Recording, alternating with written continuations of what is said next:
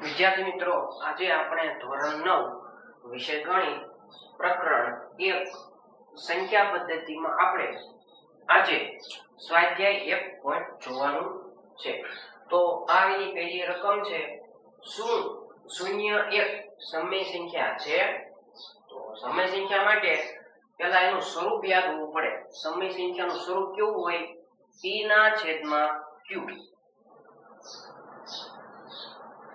હવે આ p અને q એ કઈ સંખ્યામાંથી લેવાના?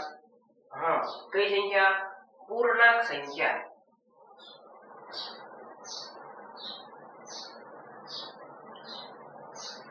એમાંય તે પાછો q 0 હોવો જોઈએ નહીં, એટલે q નોટ ઇક્વલ ટુ 0। આ છે સમય સંખ્યાનું સ્વરૂપ। મિત્રો અહીંયા એવું કીધું છે, શું 0 એ સમય સંખ્યા છે? સમય સંખ્યા હોવા માટે ફરજિયાત p ના છેદમાં q સ્વરૂપમાં હોવું જોઈએ। તો તમે જુઓ, આ 0 છે એને p ના છેદમાં q સ્વરૂપે લખી શકાય? હા, કેવી રીતે?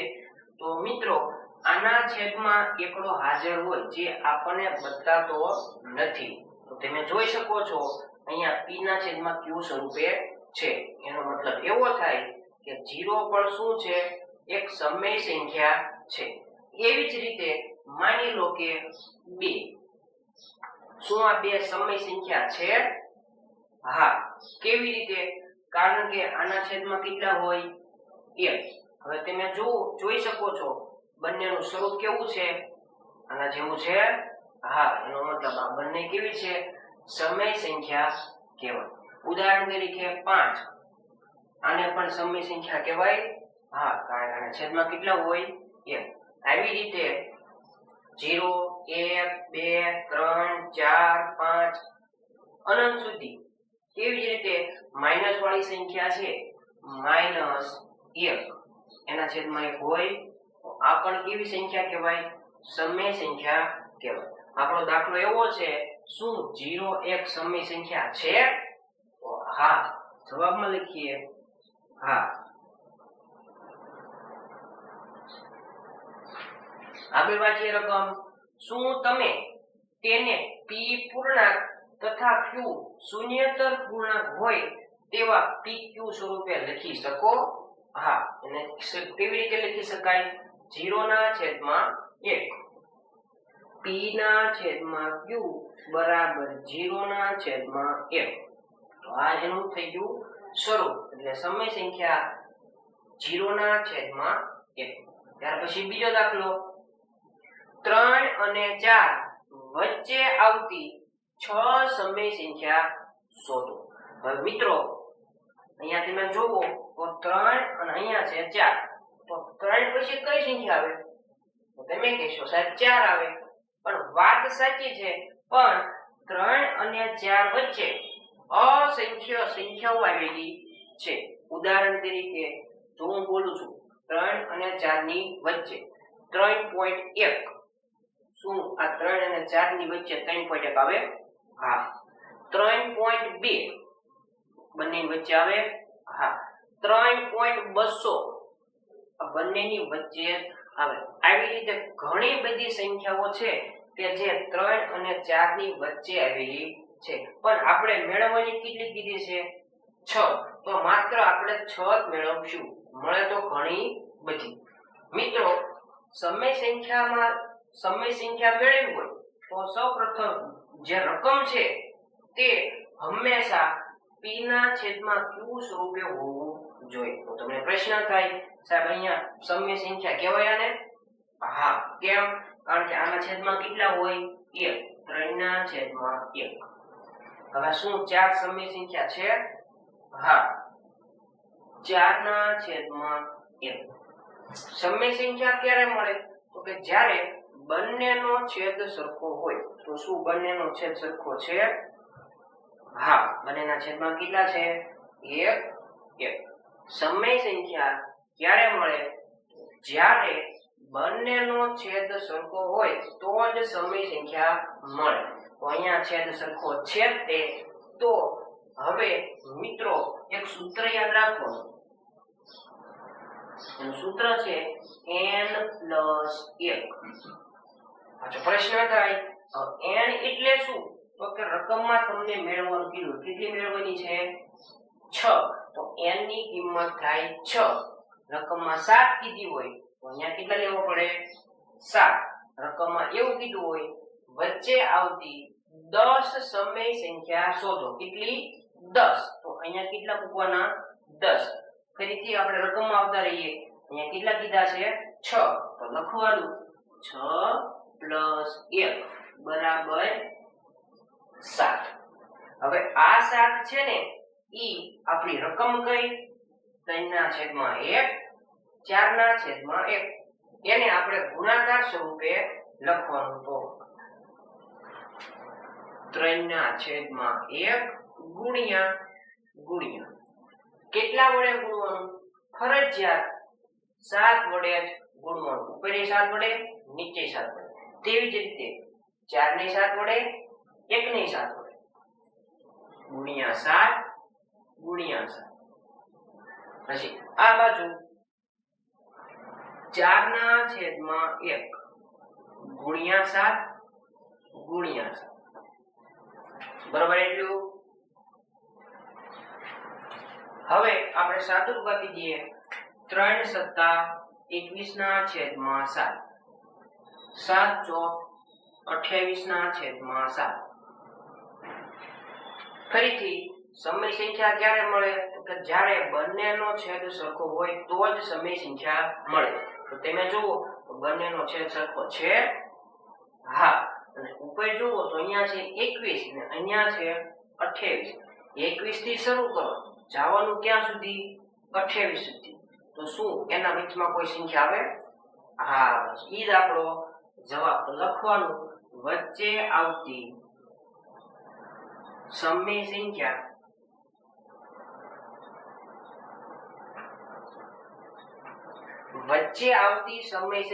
કે જેમાં 21/7 અને 28/7 એનો સમાવેશ થતો નથી, એના વચ્ચેની હોય ઈ જ આવે. તો 21 પછી કોણ આવે? જવાનું ક્યાં સુધી આપણે? 28 સુધી. 21 પછી આવે 22. 22/7. એના પછી 23/7, 24/7, 25/7, 26/7, 27/7. હવે 28/7 ઈ તો આવે નહીં, કારણ કે વચ્ચે કહેવાય નહીં. પ્રશ્ન એવો હતો 6 સમય સંખ્યા શોધો. તો શું 6 છે? 1 2 3 4 5 6. હા, 6 છે. એનો મતલબ આ આપણો દાખલાનો જવાબ.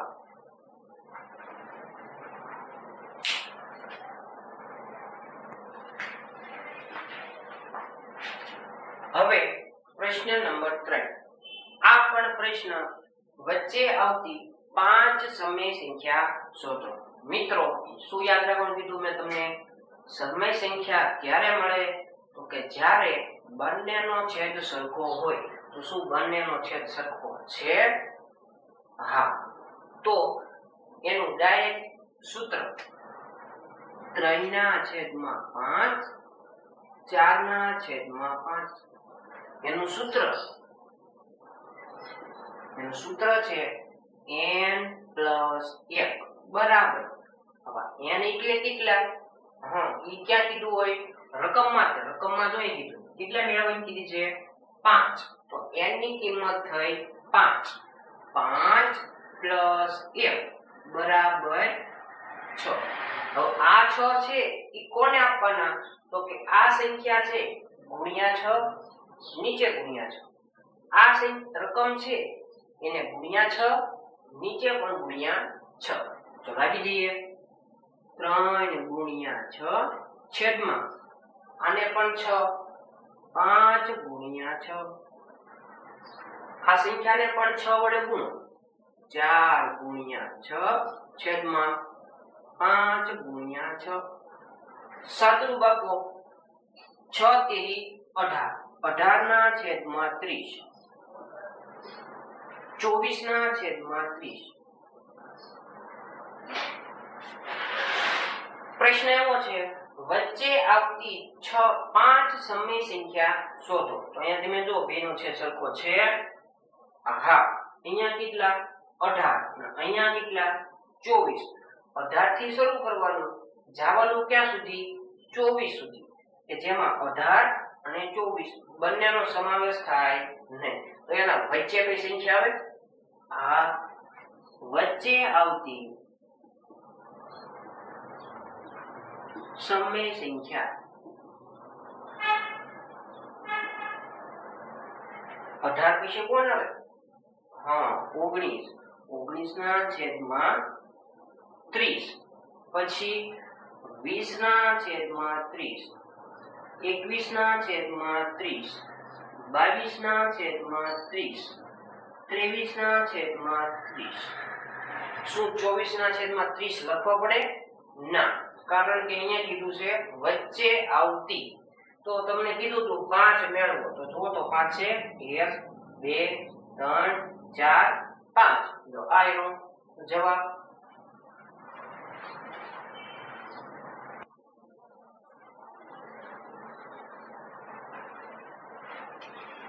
હવે પ્રશ્ન નંબર 4. નીચેના વિધાનો સત્ય છે કે અસત્ય? કારણ સહિત સમજાવો.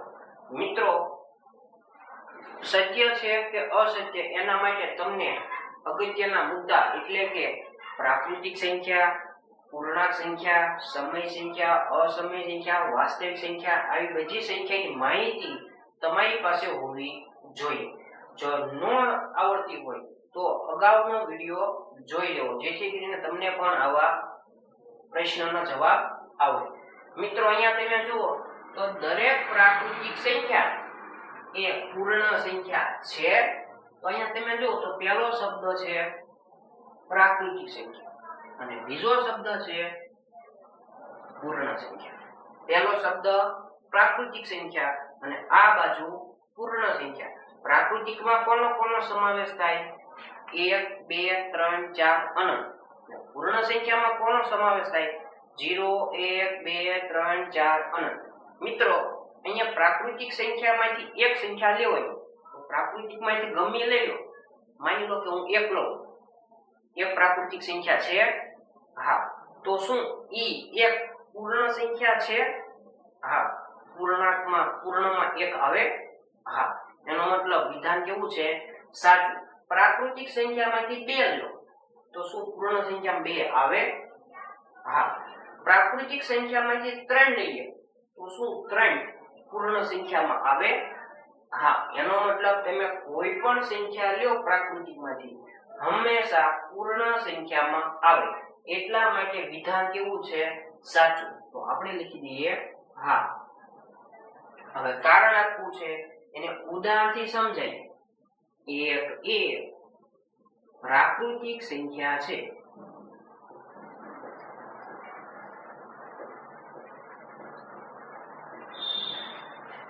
અને 1 એ પૂર્ણ સંખ્યા પણ છે.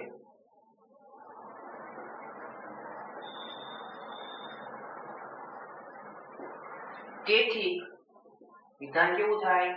સત્ય.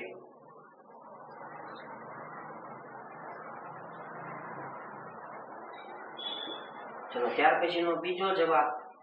દરેક પૂર્ણાંક સંખ્યા એ પૂર્ણ સંખ્યા છે. અહીંયા પહેલો શબ્દ છે પૂર્ણાંક અને બીજો શબ્દ છે પૂર્ણ. તમારે પૂર્ણાંક સંખ્યામાંથી કોઈ સંખ્યા લેવાય, જોવાનું છે માં પૂર્ણ સંખ્યામાં હોવી જોઈએ. તો પૂર્ણાંકમાં શું આવે? ધન, ઋણ અને 0. અને જ્યારે પૂર્ણ સંખ્યામાં શું આવે? માત્ર 0 1 2 3. એમાં કોઈ દિવસ માઈનસ વાળું આવે નહીં. તો આમાંથી તમે માઈનસ વાળું લઈએ તો આ વિધાન કેવું પડી જાય? ખોટું. પણ અહીંયા કીધું છે દરેક માટે. ધન વાળી સંખ્યા લો તો વિધાન સાચું પડે, પણ દરેક માટે સાચું થવું જોઈએ ના. અહીંયા એવું થતું નથી. કેમ? કારણ કે પૂર્ણાંક સંખ્યામાં કેવી સંખ્યા આવે? માઈનસ વાળી પણ આવે, જ્યારે આમાં માઈનસ વાળી આવતી નથી. એટલા માટે વિધાન કેવું છે? ખોટું. એટલે વિધાન સત્ય નથી. હવે આને ઉદાહરણથી સમજાવીએ. માની લો કે -1 એ પૂર્ણાંક સંખ્યા છે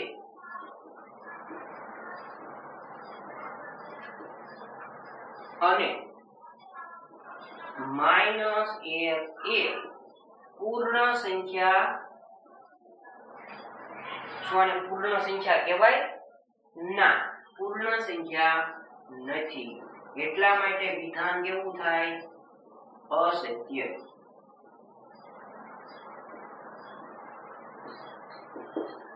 ત્યાર પછીનો સ્વાધ્યાયનો છેલ્લો પ્રશ્ન. દરેક સમય સંખ્યા એ પૂર્ણ સંખ્યા છે? તો વિચાર કરો, સમય સંખ્યાનું સ્વરૂપ કેવું હોય? p ના છેદમાં q. પૂર્ણ સંખ્યા, અહીંની જે સંખ્યા છે એ બધી જ p ના છેદમાં q સ્વરૂપે લખી શકાય. વાત સાચી. પણ સમય સંખ્યા p ના છેદમાં q, હવે p અને q કેવી હોય? પૂર્ણાંક સંખ્યા કે જેમાં ધન આવે ઋણ આવે. બરોબર? હું એક સંખ્યા લઉં કે જે પૂર્ણ સંખ્યામાં આવે ને ઘણી બધી છે. માની લો કે 3/2. 3/2 અને સમય સંખ્યા કહેવાય? હા. તો શું આ જ 3/2 એને પૂર્ણ સંખ્યા કહેવાય? તો પૂર્ણ સંખ્યામાં આવી કોઈ સંખ્યાનો સમાવેશ થતો નથી. એમાં માત્ર 0, 1, 2, 3 એવી સંખ્યાનો સમાવેશ થાય, પણ ઉપર નીચે વાળી સંખ્યાનો સમાવેશ થતો નથી. એટલા માટે વિધાન કેવું પાડી દે? ખોટું. ના. ઉદાહરણ લઈએ. 3/2 એ સમય સંખ્યા છે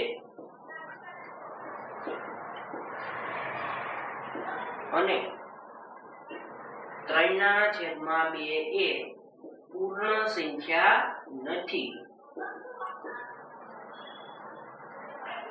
એટલા માટે વિધાન કેવું થાય? ખોટું. વિધાન અસત્ય છે.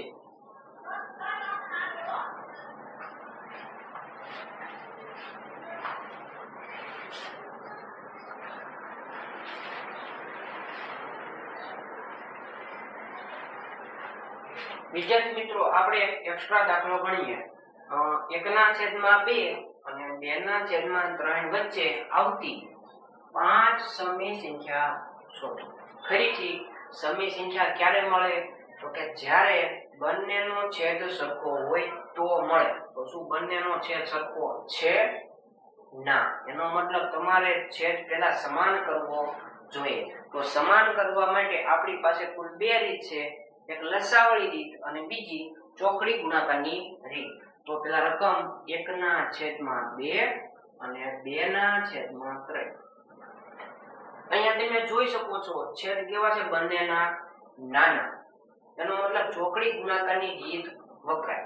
ચોકડી ગુણાકારની રીત કરવી હોય તો આ જે 3 છે આ બે સંખ્યાને આપી દેવાના અને આ જે 2 છે ઈ આ બંને સંખ્યાને આપી દેવાના. એટલે આ 3 છે ઈ આ સંખ્યાને આપવાના અને આ 2 છે ઈ આ સંખ્યાને આપવાના. આ સંખ્યા એટલે 2 ને ઉપર 3 નીચે 3.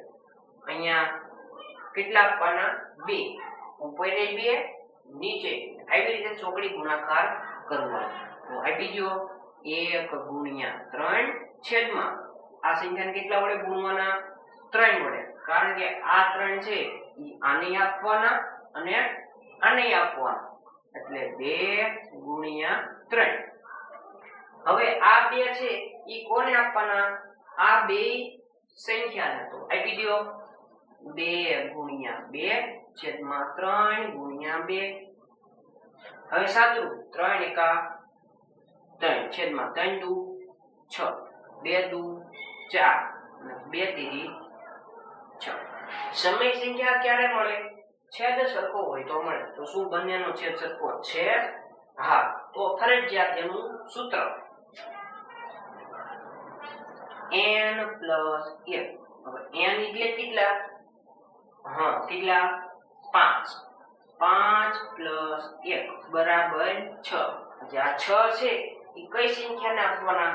તો તો કે આ સંખ્યા છે ઉપરે 6 આપવાના, નીચે 6 આપવાના. આ પેલી સંખ્યાને 6 આપવાના, આ સંખ્યાને 6 વડે ગુણવાના. 3 ગુણ્યા 6 છેદમાં 6 ગુણ્યા 6, 4 ગુણ્યા 6 છેદમાં 5 ગુણ્યા 6, સોરી 6 ગુણ્યા 6, 6 તેરી 18, 18 ના છેદમાં 36, 6 ચોક 24 ના છેદમાં 36, 18 અને અહીંયા છે 24. 18 પછી કઈ સંખ્યા આવે? વચ્ચે આવતી સમય સંખ્યા.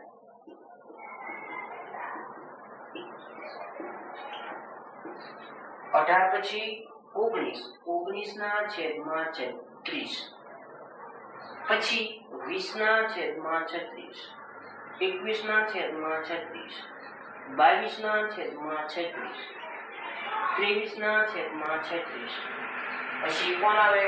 24 ના છેદમાં 36, કે જે આપણામાં સમાવેશ થાય નહીં. તો તમે જુઓ તો 5 મેળવવાની કીધી હતી. 1 2 3 4 5 મળે તો ઘણી બધી, પણ 5 મેળવવાની હતી તો આપણે 5 મેળવી દીધી. આ દાખલાનો જવાબ.